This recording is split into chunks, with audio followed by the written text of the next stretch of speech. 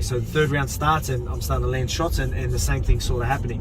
And we're probably picking it up by then. And Ortega grabs that leg after I threw the kick, which he did a few times and he did a good job of it. Must have been something he was training for.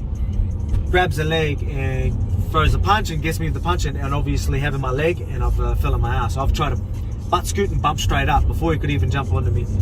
And he's wrapped up that neck. And I've sort of explained this a couple of times, like how surprisingly fast and how quickly he was able to wrap it up. See, a lot of people's instinct in that situation is probably go to control, ground and pound, or anything like that. His instinct is wrap up neck instantly. Before, literally as my butt touches the ground, he's already jumping for that guillotine, which not many fighters are like that, and it just shows, but he's good at it. It works for him and it's worked plenty of times, so I get why he did that. He's wrapped onto the neck and it's deep. I mean, he's wrapped my arm, his legs are wrapped up behind my leg, put me in a mounted guillotine, the arms in the perfect position, everything. Textbook, it doesn't get any better than the position he got me in for a guillotine. And again, this isn't just anyone throwing a guillotine. This is Ortega. This is his world. This is his move. This is what he's known. He's finished, plenty of guys in the UFC with this fight, and you could imagine how many guys in the gym he's finished with this. He knows when it's on, and it was on. He said it himself that it was on. He calls me Houdini. He doesn't know how we got out of it. So credit to him again to be able to snatch it up that quick. It was incredible, and it took me into a place where, again, I'm a calm type of person. I'm gonna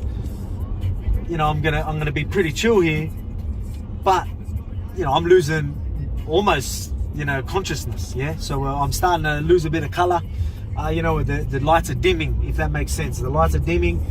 Obviously struggling to breathe, but trying to stay calm. But then once you start seeing the dimming of the lights and knowing that there's no blood and oxygen going to my brain, I don't care how tough I am, I don't care how calm I am. You go to sleep, that's it, it's over. I need to do something. And I was in a place where this could be close.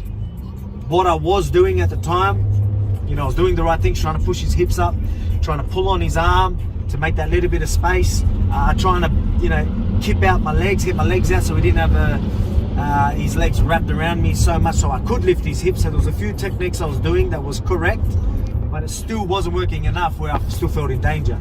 So what do? Do I give up? Do I accept defeat? No, that's not the way I'm going to go about it. Never do. So I'm going to keep doing what wasn't working at the time. I'm going to keep doing that, especially when I had a moment. There was a moment there that was pretty special to me. I thought of my family in that darkest time where the lights were dimming, and I'm like, oh no, this is on tight and I need to do something quick, because this belt might not be going back to the family if I don't.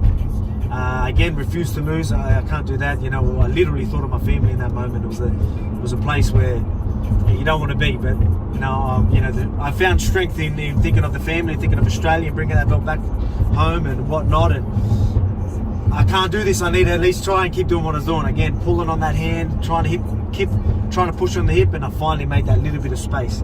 Couldn't breathe at the time, even though I made the space. So I got the blood to the brain, and maybe there was enough oxygen to get to the brain where I won't go to sleep, but I'm struggling to breathe. I'm still struggling to breathe. But, I was calm. I knew that I wouldn't go to sleep.